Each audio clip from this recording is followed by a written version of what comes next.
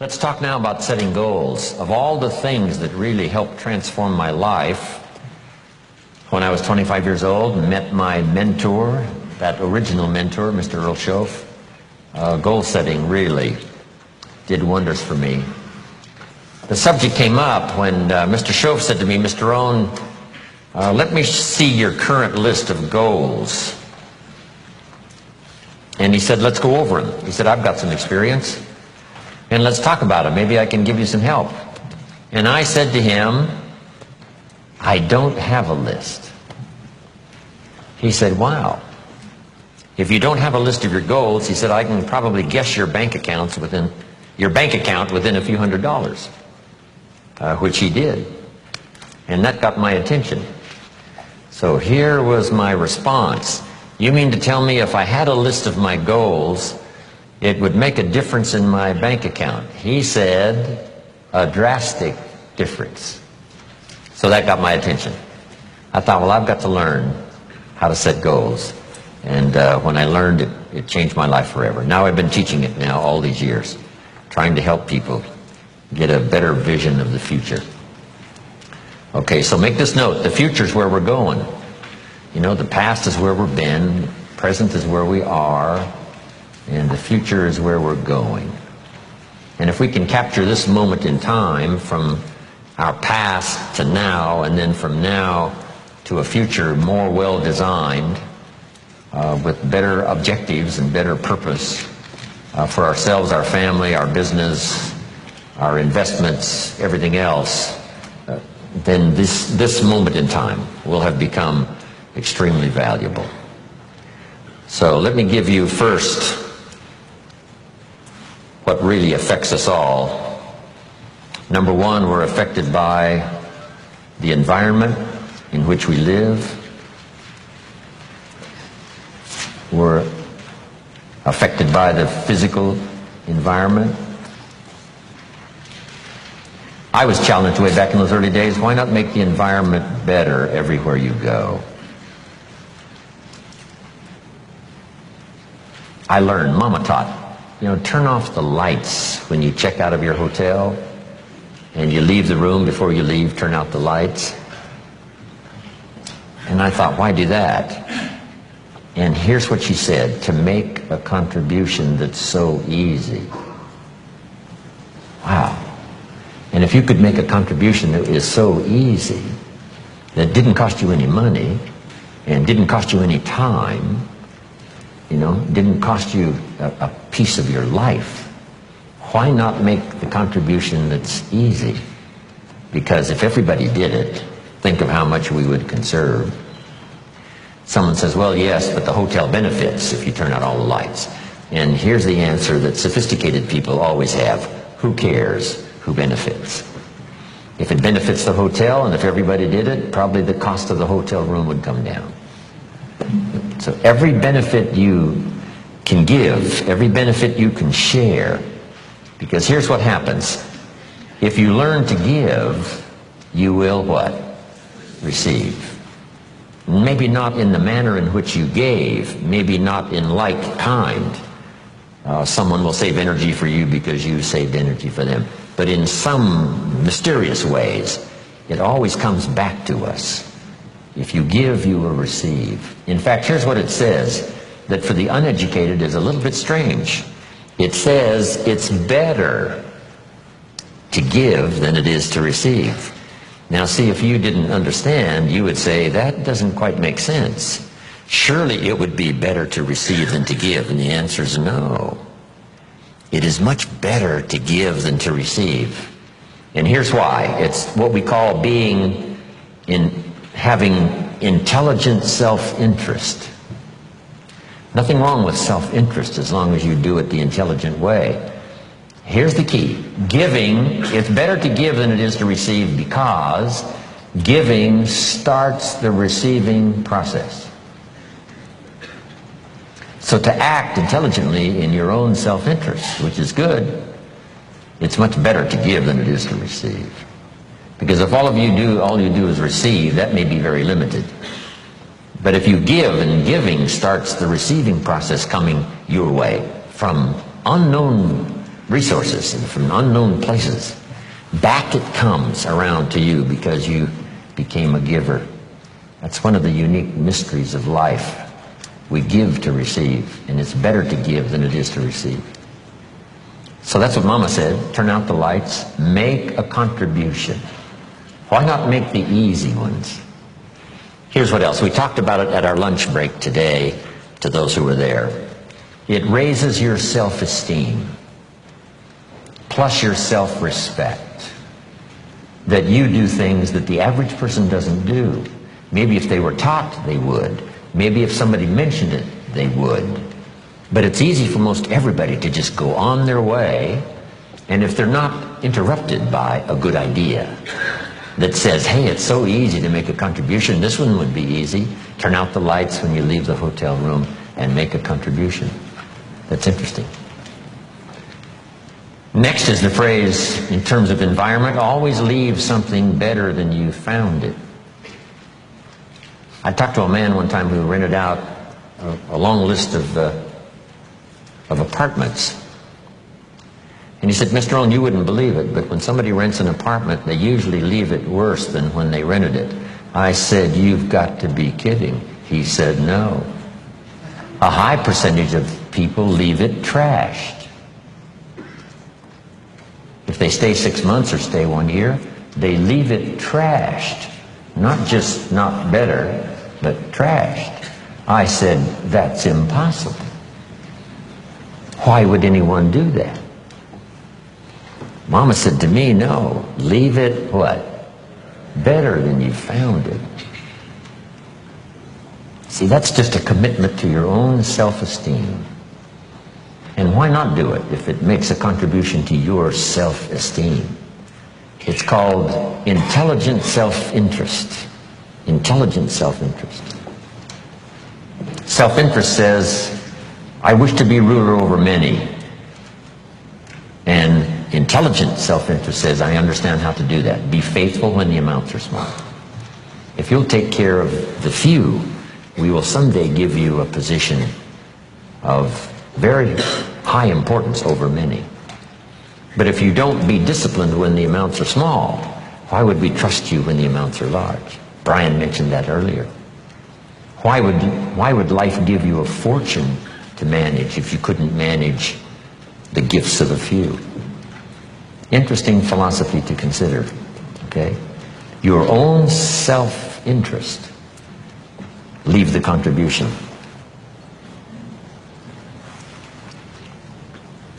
I'm even aware of it when I leave a restaurant and I get me a toothpick, right? And you take off the little cellophane off the toothpick. It's easy to throw it by the cash register, right, or somewhere where it looks like other people have done the same. Mama said, put it in your pocket. Somebody says, wow, a little piece of cellophane, what difference does it make? It doesn't make that much difference, only in your self-respect. Take your trash home and deposit it.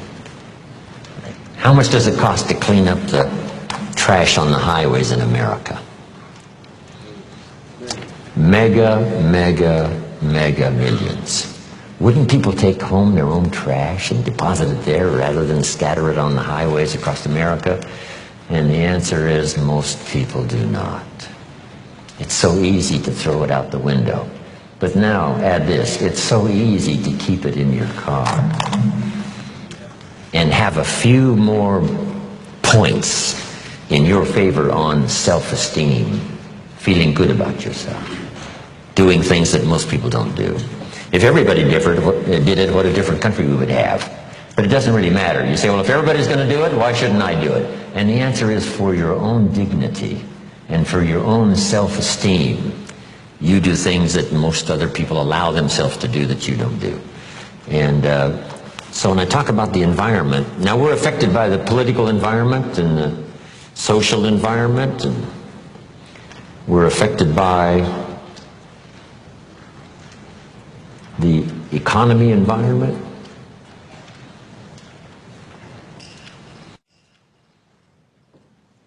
All of us are persuaded in one way or another to live like we live. Here's a good word to jot down: association. Be very careful of your associations. We're going to talk a little later about financial independence and, caring for your resources. Here's what we've discovered. People that are around people that spend all they make, chances are excellent, what? They spend all they make. It's just part of that association. Once you're sort of in it, you sort of do what everyone else does. So here's the key to association. Number one is limited association. Some people you can spend, a few hours with, but not a few days. Some you can spend a few days, but not a lifetime. Some you can spend a little time, but not a lot of time. Limit your associations because of the influence. All of us have to be around people, that have a variety of their own, beliefs and what they do that influences us or, is there. It's in our presence wherever we go. But here's the whole key. Some of it's limited association. Here's the next one. This one is kind of severe, and that is discontinue association. Sometimes you have to say in an association, is it causing me more harm than good? And sometimes the time finally comes where you have to part ways, just because the association is not to your benefit, for the rest of your life. And then here's the one you've engaged in this weekend: expanded association. Get around people who have good ideas to share. Get around people who have a good story to share. One of the great benefits of being here this weekend is a chance for all of you to meet each other. Share testimonials, share ideas, share your reactions to what's been taught, to the ideas that's been presented.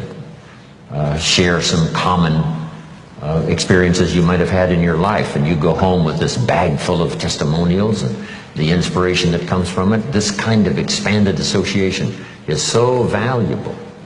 Whenever there's an occasion, and it can fit into your schedule of time and money, make sure you go where there are people of like interest, right? Ready for good ideas. Never, too successful to learn some more. This is good environment. Expanded association. Next, we're affected by events, dramatic events, or worldwide events, or home events, or personal events. Some events affect us all. Do any of you remember the missile crisis?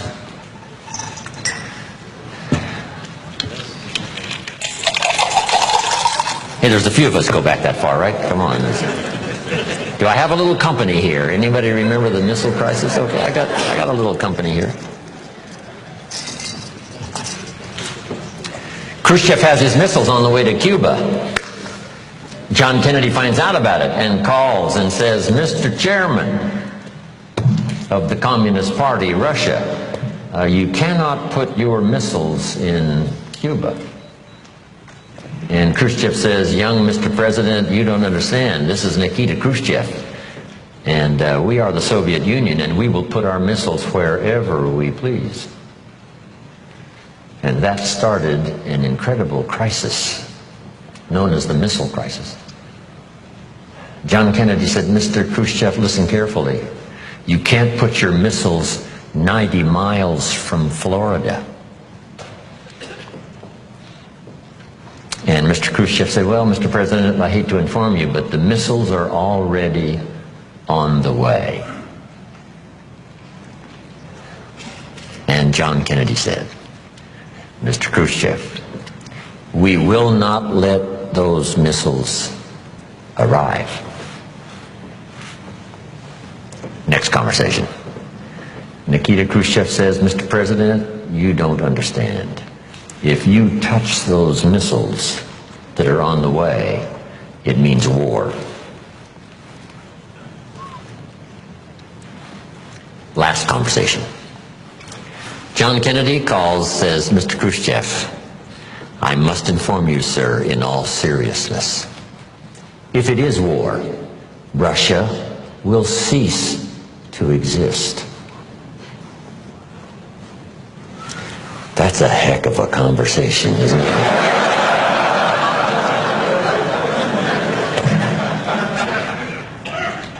And Dean Rusk of the State Department at the time, I think, put it well, said, Kennedy and Khrushchev were staring each other down, and fortunately for all of us, Khrushchev blinked and finally agreed to turn around and take his missiles back home. And the world breathed easier. Back then, some of you might remember, we were digging bomb shelters in our backyards, right? This whole thing about atomic war finally became a reality, and we were saying, wow, surely not, for the sake of our children and our grandchildren. And I'm sure that the Russian officials and Soviet Union officials and Nikita Khrushchev finally decided, for the sake of their children and their grandchildren, there was no need to have this confrontation with the United States. But it was so close. So some events affect us all. Here's number 4.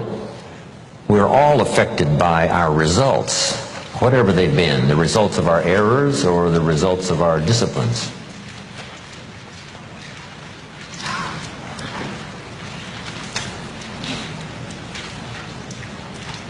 Now here's what's so staggering about being a human being. It's possible immediately upon decision to start a new program of changing results. If you're headed in a certain direction and it looks like in 5 years you're going to wind up here, and you take a look at that in 5 years and you say, yes, it looks like what I'm doing right now, if I continue doing what I'm doing now, it looks like in 5 years I will wind up here. Let's say that suddenly, on careful consideration, you decide that's not a very good place. That's not a very exciting place to arrive. Is it possible as a human being to change your destination point 5 years from now? And the answer is yes. See, that is so extraordinary. No other life form can do that. Pick a different destination in 5 years. And start making plans and learn the skills and accept the disciplines and the teaching and the training and the consistency of effort, and just start going in a new direction. And in 5 years from now, wind up at a totally different place than where it was assumed you were going to arrive with the old plans. Only human beings have this extraordinary ability to change the outcome, to pick a new direction and go that way, to pick a more certain place to go and read the books and attend the classes and develop the disciplines and find the people and do the business, whatever, that takes you to that new destination. So we're affected by that. Next, we're affected by knowledge. Whatever you know has brought you to where you are. What you've missed in the past, right? At this particular moment, you could have arrived at a much better place if you hadn't missed what you missed in the past. But now knowledge can turn it all around. Knowledge can start us on a new track. Knowledge can help us not only to review the past, but to peer into the future and say, would it be possible to have a more unique design for the future than what I've had in the past? And the answer to all of that is yes. So these 5 things primarily were affected by it. No, here's the 5th one. Environment, events, results, knowledge. And here's number 5, because we're going to do our goals workshop. We're affected by our dreams. Our ability to see the future and give it design. Things, places, people, career, fortune, whatever might become important to you for the balance of your life, or especially over the next 10 years. It's possible to reach into the future personally. Now, most of the time we don't do it. Here's why we don't really reach into the future. Here's why we don't really reach into the future. We're trapped either by regret of the past or the routine of the present. So busy with the routine of the present, we don't give much thought to designing the future. Or trapped by the past with regrets of past losses and past failures and past mistakes, and we relive it over and over again, not to the benefit of changing it for the future, but just because, we feel that our lives have been less than favorable simply because of all the things that's happened to us in the past.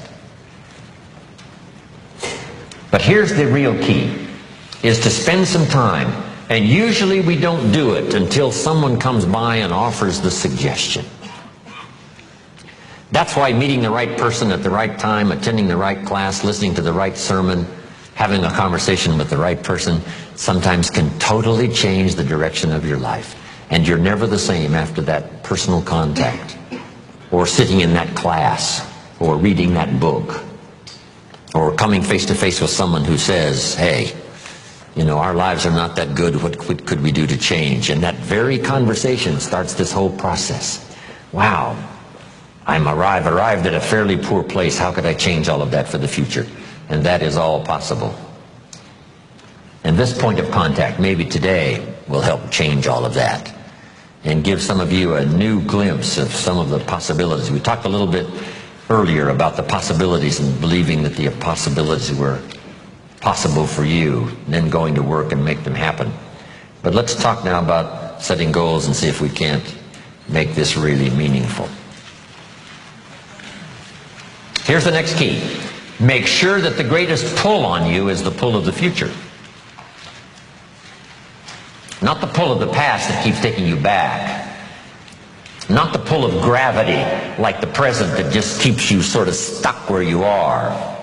But we want to make sure that the greatest influence and pull on us is the pull of the future. If you have powerful goals well designed, and plenty of them, to stir your imagination, here's what they will do. Goals become like a magnet.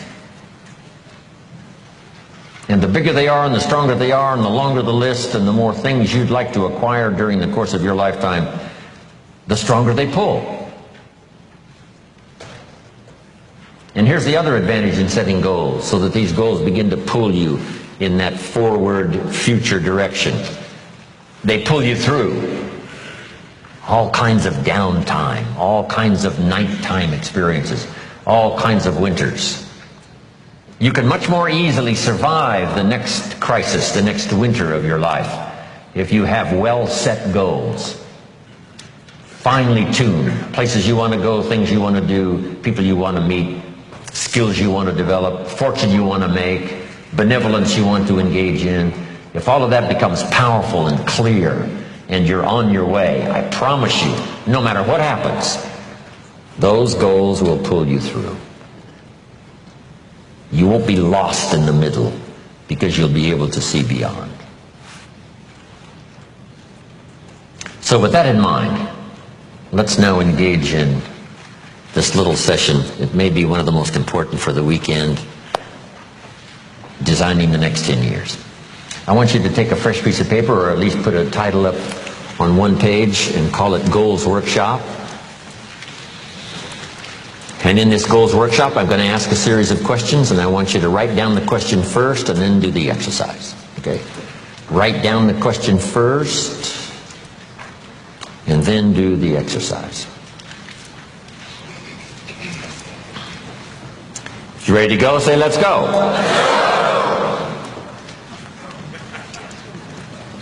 Here's number one. I want you to list 5 things you've already accomplished that you're proud of. Make a list of 5 things you've already accomplished that you're proud of. Because all of us have set goals, maybe haphazardly, maybe spasmodically. Even when we were kids, we wished for something, worked hard, and sure enough, we got it. List 5 achievements, 5 goals that you've reached in the past already that you're proud of. If you won a gold medal at the Olympics, that would be a good one to put on there.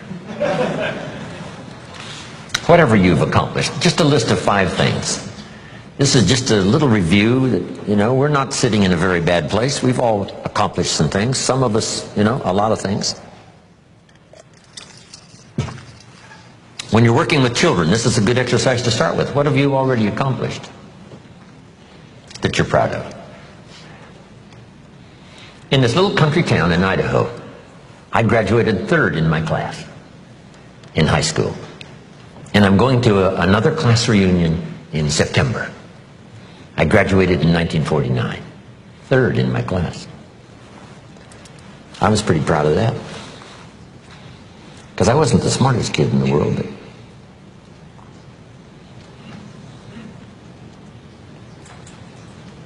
we're called the 49ers. Idaho 49ers, graduated in 1949. It'll be interesting, right? Another class reunion come September.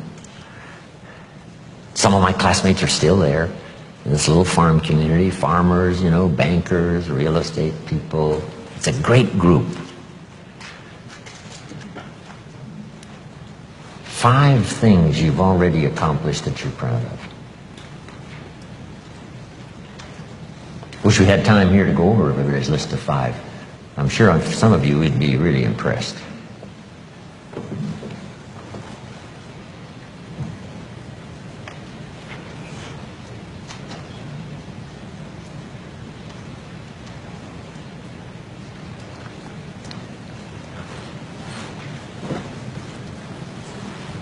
Five things, 5 achievements.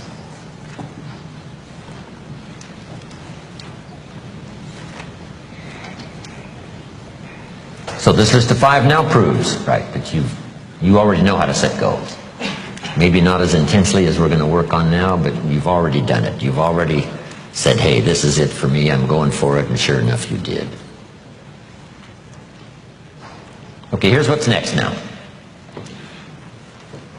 I want you to make a list. What are the 50 most important things you can think of that you want to accomplish and have in the next 10 years? So just put at the top of this now, my 10-year goals, and I want you to make a list of at least 50 items. Little things, big things, and it doesn't matter what they are. Now this list does not mean the list of the things you think you can acquire. This is a list of the things you want. Just let your mind run free. A list of 50 items that would really do it for you in the next 10 years. If you had this, if you went to these places and met these people, and if you had these skills and these investments, education for your children, all the rest of it. So I want you to take the time now. And I want you to go right down the page, not side by side on your goals, right down the page. Because we're going to do something with this list a little later. Right down the page, 50 items